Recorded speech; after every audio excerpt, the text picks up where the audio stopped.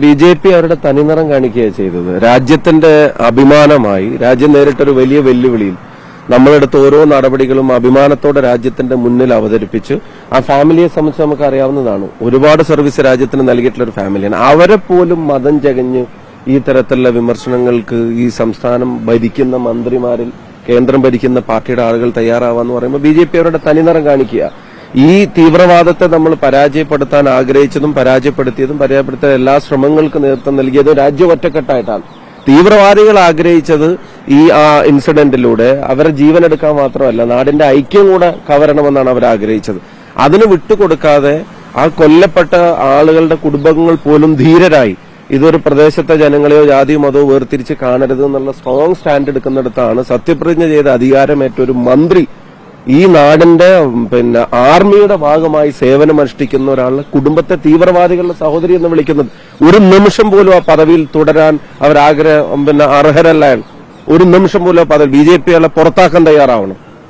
ഇത് അവരുടെ തനിനിറം കാണിക്കുക ചെയ്തത്. ഇപ്പം മൂടി വെച്ച് എന്തൊക്കെ പറയാൻ ശ്രമിച്ചാലും ഐക്യം പറയാൻ ശ്രമിച്ചാലും ഉള്ളിൽ ഇത് തന്നെയാണ് എന്നുള്ളതാണ് പറയാൻ ശ്രമിച്ചത്. ഒരിക്കലും രാജ്യത്തിന് അംഗീകരിക്കാൻ കഴിയില്ല. ഈ ഓപ്പറേഷൻ സിന്ദൂർ പ്രഖ്യാപിച്ച ശേഷം ലോകത്തിന്റെ മുന്നിൽ ഇന്ത്യ രാജ്യം അഭിമാനത്തോടെ തലയുയർത്തി നിന്നാണ് ആ രണ്ട് സഹോദരിമാർ. നമ്മുടെ സെക്രട്ടറി അദ്ദേഹത്തിന്റെ കുടുംബത്തിന് നേരിടേണ്ടി വന്ന വെല്ലുവിളികൾ നമ്മൾ കണ്ടതല്ലേ. എത്ര ക്രൂരമായിരുന്നു വേട്ടയാടലുണ്ടായിരുന്നു. ഗവൺമെന്റുകളുടെ തീരുമാനത്തെ പത്രസമ്മേളനം നടത്തി ഡിക്ലെയർ ചെയ്യാൻ ഗവൺമെന്റ് ചുമതലപ്പെടുത്തി ആ കാര്യം പറഞ്ഞതിന്റെ പേരിൽ അദ്ദേഹത്തിന്റെ മകളെ, ഭാര്യ ഉൾപ്പെടെയുള്ള സൈബർ ലിഞ്ചിങ്ങിന് ഇരയാക്കുന്ന നമ്മൾ കണ്ടതല്ലേ.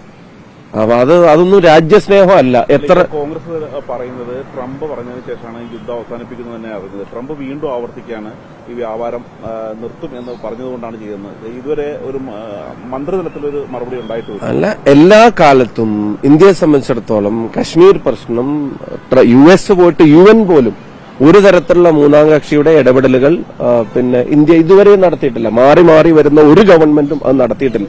അതിന് മറിച്ച് എന്തെങ്കിലും സംഭവിച്ചിട്ടുണ്ടെങ്കിൽ ആ പ്രസ്താവനകളുടെ യാഥാർത്ഥ്യത്തെ സംബന്ധിച്ച് പ്രധാനമന്ത്രി പ്രതികരിക്കണം, ഗവൺമെന്റ് പ്രതികരിക്കണം എന്നുള്ളതാണ് കോൺഗ്രസ് ആവശ്യപ്പെടുന്നത്.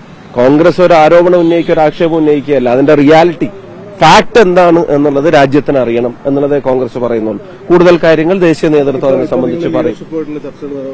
അത് KPC പ്രസിഡന്റ് പറഞ്ഞു കഴിഞ്ഞല്ലോ.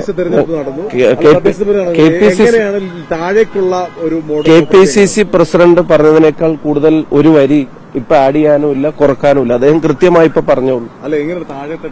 അല്ല, അത് പറഞ്ഞു. KPC പ്രസിഡന്റ് പറഞ്ഞു. സംഘടനാപരമായി തന്നെ എല്ലാ ഇനീഷ്യേറ്റീവ്സിനെ സംബന്ധിച്ച് അദ്ദേഹം പറഞ്ഞു കഴിഞ്ഞല്ലോ.